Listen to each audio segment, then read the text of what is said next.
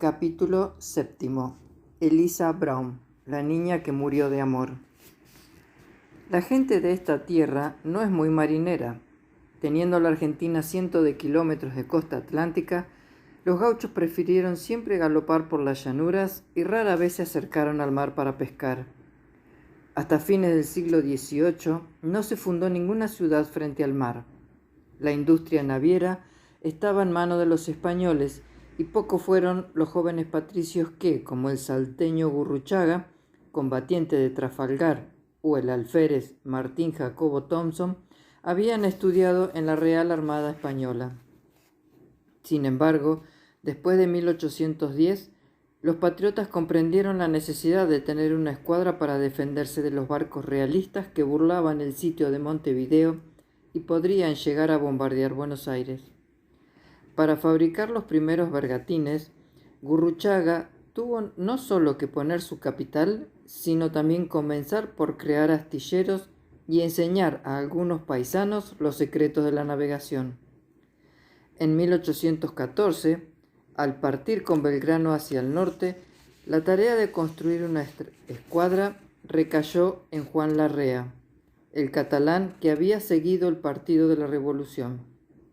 Lo más importante era encontrar quien la comandara. Por esos años estaba instalado en Buenos Aires Guillermo Brown, genuino marino irlandés, con su mujer y sus 2 hijitos. Nacido en el pueblo de Foxford, desde los 10 a 19 años, las circunstancias lo habían llevado a hacer de los barcos su escuela de vida. Huérfano de padre y con su madre en la lejana Irlanda, su familia y sus maestros fueron los viejos marineros que recorrían el Atlántico y las Antillas con distintos fines. De familia de marinos era también su mujer, Elizabeth Chitty, a quien convenció de emprender la riesgosa aventura de buscar un futuro en las tierras del Plata, cuyo comercio marítimo se estaba intensificando desde fines del siglo XVIII. Se casaron el 29 de julio de 1809 y embarcaron a fines de ese año. Durante el cruce del océano, Elizabeth quedó embarazada por primera vez. Se instalaron en Montevideo y, en abril del año 10, víspera de la Revolución, Brown cruzó el ancho río y conoció Buenos Aires. Enseguida se sintió atrapado por el clima libertario que bullía en la ciudad virreinal. Hasta los negros y mestizos que pregonaban sus mercancías en la recoba de la Plaza de la Victoria tenían algo que decir sobre la invasión napoleónica a España, la todopoderosa metrópoli. Se respiraba la tensión entre conservadores y americanistas. Jóvenes abogados, curas y militares discutían proyectos y medidas por tomar. Grupos de bellas mujeres de tipo criollo comentaban las noticias en las tiendas o en los atrios de la iglesia. A Brown le gustaron las casonas coloniales de grandes portones y rejas, la cantidad de campanarios que medían el tiempo, el sencillo cabildo, la casa de las comedias y el pintoresco fuerte sobre el río, en cuyas orillas retorcían la ropa entre risas y cantos las lavanderas negras. Le tocó la experiencia de asistir al nacimiento de un pueblo en una semana de mayo y pensó que le gustaría instalarse con su familia en una ciudad tan vital. Así lo conversó con su esposa, pero el destino retardaría su decisión. Los portugueses habían confiscado la nave con la que hacía comercio de cabotaje con los puertos del Brasil y no tuvieron más remedio que volver a Inglaterra. Otra vez la criatura por nacer iba a hacer el cruce del océano en el seno de su madre. Guillermo pensó que era un buen comienzo para un marino, pero la que nació en octubre de 1810 en la ciudad de Londres fue una preciosa niñita a quien bautizaron Eliza. Las dificultades parecían incentivar a Brown en lugar de abatirlo. Su nuevo barco, la Eliza, en que se volvía a Buenos Aires, naufragó en Barragán. Consiguió rescatar la mercancía y fue por tierra hasta Chile para venderla. Luego se asoció con el norteamericano Guillermo White y compraron la fragata Industria.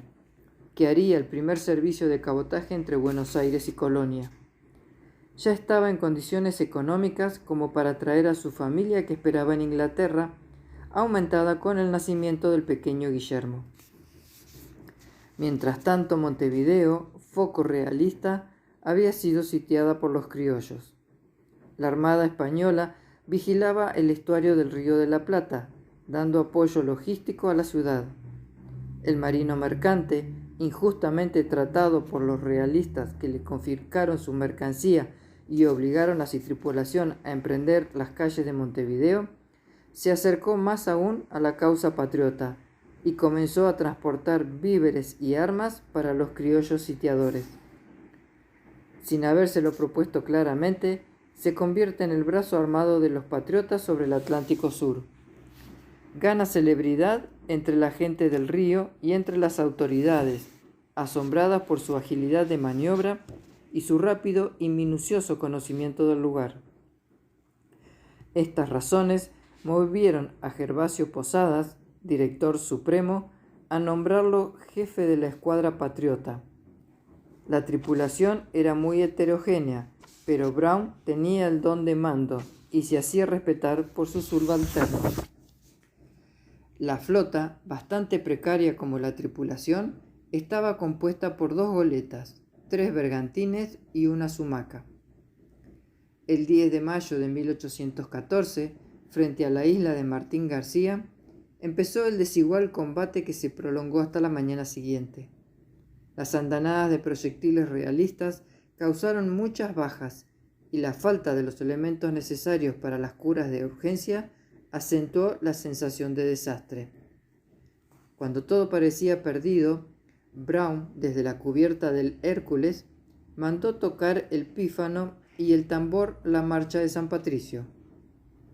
El entusiasmo de su jefe contagió a los hombres que, en una última arremetida, consiguieron tomar la isla mientras la Armada española, ya sin municiones, resolvía volver a puerto. Faltaba lo más riesgoso, tomar Montevideo. Unos días después, la audaz flotilla se alineaba frente a la ciudad sitiada pidiendo la rendición de la plaza. Los barcos realistas se lanzaron al ataque. El combate duró varios días. Brown resultó herido en una pierna, pero la escuadra patriota había triunfado en el buceo, un nuevo nombre para la historia. Esta importante victoria fue el comienzo de la brillante carrera de Guillermo Brown, el irlandés que abrazó con entusiasmo la causa revolucionaria. Al año siguiente, sin esperar la autorización del gobierno de Buenos Aires, atacaba por la espalda la fortaleza del Callao, bloqueando el puerto durante 23 días, después de un peligrosísimo cruce del estrecho de Magallanes. Estuvo a punto de tomar Guayaquil, pero el río Guayas le hizo una mala jugada y fue perseguido por los cocodrilos y los españoles al mismo tiempo. Con una antorcha encendida, amenazó al barco enemigo con hacer estallar la Santa Bárbara, y cuando tuvo que rendirse, lo hizo envuelto en la bandera, con la dignidad de un príncipe. Su presencia en las costas del Pacífico serviría como fermento de la revolución ansiada y postergada por los pueblos mestizos y criollos de América del Sur. Volvió por el Cabo de Hornos y en las Antillas estuvo enfermo de tifus, al borde de la muerte. Tales fueron sus aventuras. Mientras tanto, en Buenos Aires, Elizabeth, casi sin noticias, vivía su propia e ignorada epopeya doméstica, debiendo cuidar, educar y alimentar a 4 hijos de 7 a 3 años, sin tener noticias de su marido ni medios suficientes. Por lo que en 1817 decidió volver a Inglaterra. Allí se reunirían casi milagrosamente y en 1818 volverían a estas tierras que eran las de sus hijos, aún sabiendo que por su desobediencia al gobierno de las Provincias Unidas, el marino estaba expuesto a represalias. Como Brown era generoso y de sentido común, no imaginó que ocurriera lo que iba a ocurrir. A pesar de que probos funcionarios como Juan José Paso propusieran que se mande sobreseer y archivar el proceso de esta causa, restableciendo sin nota al coronel Brown procesado a su libertad, empleo y prerrogativas, 3 días después de su llegada lo fueron a buscar para meterlo en prisión por casi un año. Enfermo y desmoralizado, sobre todo por la situación de desamparo en que nuevamente había quedado su familia, escribió al gobierno exponiendo su caso.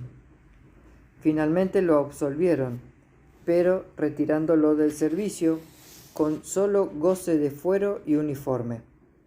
Cuán cierto es que las revoluciones se comen a sus propios hijos. A Dios gracias, al futuro almirante le había quedado la gran casa de Quinta de Barracas, en las afueras de Buenos Aires, a orillas de ese increíble río Leonado que en amaneceres y atardeceres se plateaba y doraba con rara belleza. Un oleaje tranquilo y constante marcaba un tiempo sin prisas al galopar contra los murallones del jardín que rodeaban la casa en forma de castillo, con alamenas y torreón.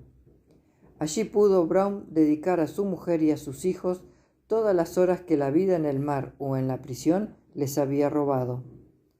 Allí también pudo volver a la antigua vocación agrícola de su familia irlandesa, mientras Elizabeth se dedicaba a los parterres de flores como había aprendido a hacerlo en la vieja Inglaterra.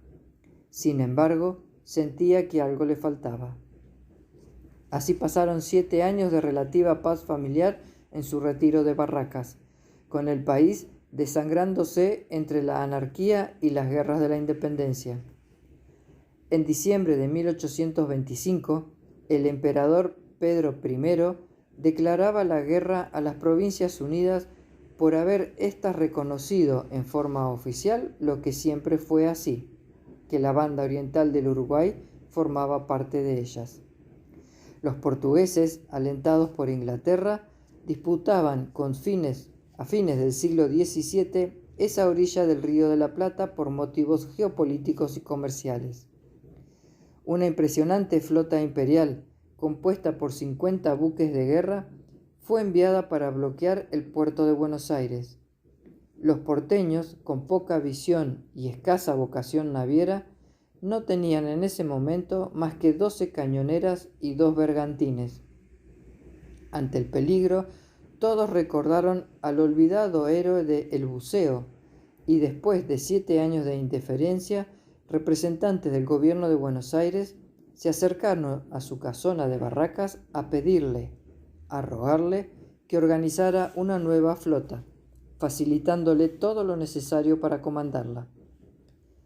El 11 de junio de 1826, en un día azul y helado, los porteños madrugadores pudieron contemplar con ansiedad el despliegue de 31 buques imperiales con 266 cañones y 2.300 hombres. La flota de Brown solo contaba con 4 buques y 7 cañoneras, con 750 hombres animosos, entre los que el veterano jefe de la escuadra repartió esta proclama: «Marinos y soldados de la República, ¿veis esa gran montaña flotante? Son 31 buques enemigos. Pero no creáis que vuestro general abriga el menor recelo, pues no duda de vuestro valor y espera que imitaréis en la 25 de mayo, que será echada a piques antes que rendida. Camaradas, confianza en la victoria, disciplina y 3 vivas a la patria». En la ciudad la gente subía a las terrazas o se refugiaba a rezar en los templos. Era David frente a Goliat. La ventaja estaba en que David conocía a fondo los bajos del río y que sus hombres combatían frente a sus familias y su tierra. Recién al atardecer, cuando el humo de los cañones comenzó a disiparse, la gente de Buenos Aires observó lo increíble. Todas las naves estaban intactas y el enemigo se había retirado. Después vendrían los triunfos decisivos de Juncal y Carmen de Patagones, pero ninguno como este memorable combate de los Pozos. Junto con todos estos testimonios de coraje, Existen además un motivo triste y a la vez poético para recordar al almirante: el destino de su hija de 17 años. Eliza Brown, en la melancolía provocada por la muerte de su primer amor, contestó dramáticamente al llamado del agua. Poco se sabe de ella, pues aunque fue real, pertenece a la leyenda. Dicen que tenía los ojos de un azul intenso como sus padres y el pelo de un oro rojizo y ensortijado como el del almirante. Su grácil figura adolescente tenía el encanto alado de las jóvenes imaginativas y soñadoras. Durante los meses de formación de la flota, muchos marinos iban a consultar o simplemente visitar a su padre a la vieja quinta de Barracas, Juan Bautista Azopardo, que había estado preso en España, Tomás Espora, Leonardo Rosales, Seguí y muchos otros. Entre ellos estaba Francisco Drummond. Con sus 24 años, era el capitán más joven de la escuadra y también el más apuesto. Sus ojos azules de escocés miraron con simpatía a la joven de 16 años, un tanto tímida, que contemplaba el río al atardecer con mirada soñadora. Eran tiempos de guerra, tiempos de urgencias, y aunque eran muy jóvenes, no dejaron sin manifestar ese amor a primera vista, alimentado en conversaciones frente al fuego de la chimenea o paseos bajo los sauces del río. Los padres miraban con simpatía el romance, aunque Elizabeth hubiera querido para su hija un destino con menos incertidumbre que las que podía traerle el casamiento de un marino. ¿Cómo había llegado este joven escocés del condado de Forfar a las costas del Río de la Plata? Muchos marinos europeos, atraídos por mayores posibilidades de ascenso de las que tendrían en sus flotas vernáculas e impulsados por el espíritu de aventura propio del romántico siglo XIX, habían presentado sus servicios a las flotillas en formación en los pueblos de América. El padre y los hermanos de Francisco habían muerto en las guerras europeas y él quiso probar otros horizontes. Era casi un adolescente cuando se incorporó a la escuadra de Lord Cochrane en 1822 para luchar por la independencia del Brasil. Pero cuando este país declaró la guerra a las Provincias Unidas, solicitó su baja y pidió incorporarse a la flota comandada por Brown, a la que se sumó con el grado de capitán. En la jornada del 8 al 9 de febrero de 1827, una islita situada al norte de Martín García daría nombre a la batalla de Juncal, que hirió de muerte a la escuadra brasileña. Desde la goleta Maldonado, Francisco Drummond se preparaba para combatir con su escuadra y demostrar a su amada y al mundo de lo que era capaz. Comenzó el combate, pero una sudestada separó los barcos. No bien amaneció, la nave Sarandí, donde iba el almirante, inició el fuego. Drummond, frente de la de Maldonado, atacó la fragata Bertiega, destruyendo con un cañonazo el palo mayor y obligando a su comandante a la rendición.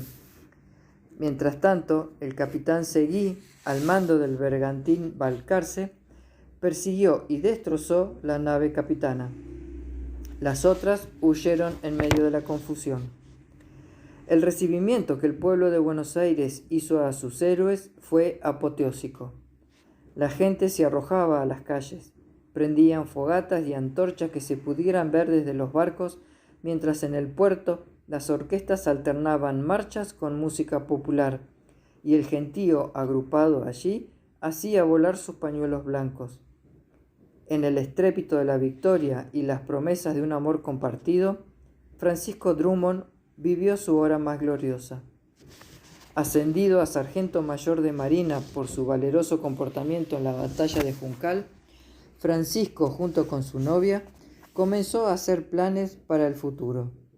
Se casarían cuanto antes y él se la llevaría a Escocia para que conociera las montañas, lagos y castillos de esa tierra de leyenda.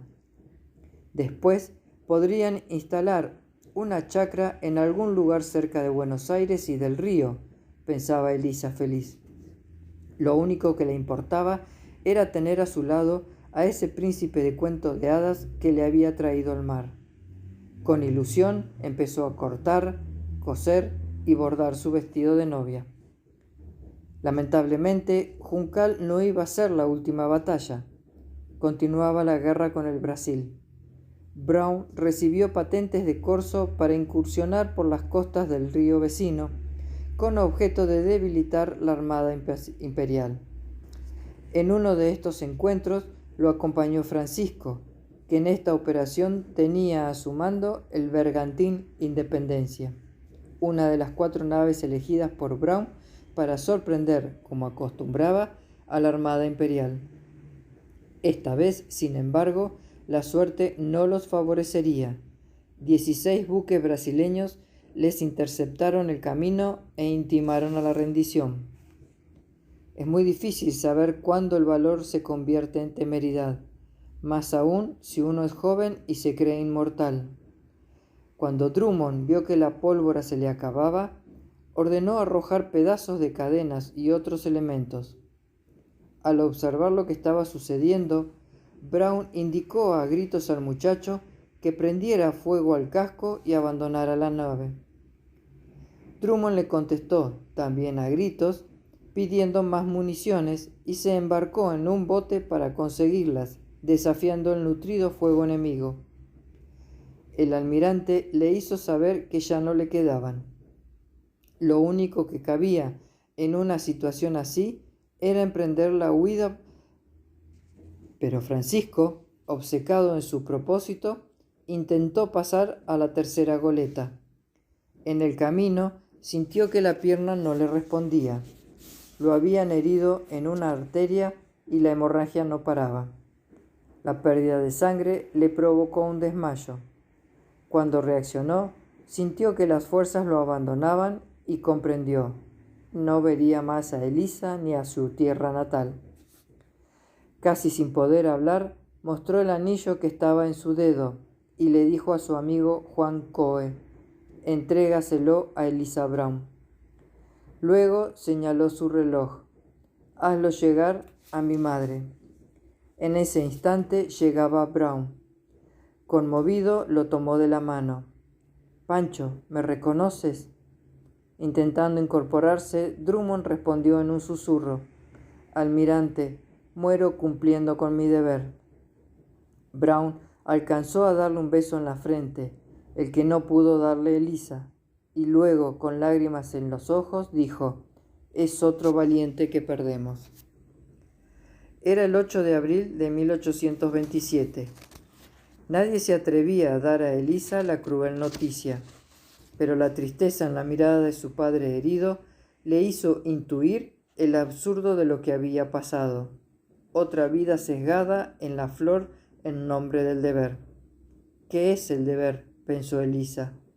¿Qué es la patria para que tantas atrocidades se cometan en su nombre? ¿No se hace más patria creando vidas que ofrendando la propia antes de tiempo? Tampoco pudo ser la voluntad de Dios que se termine de esa manera violenta una vida creada por Él. No hay sentido.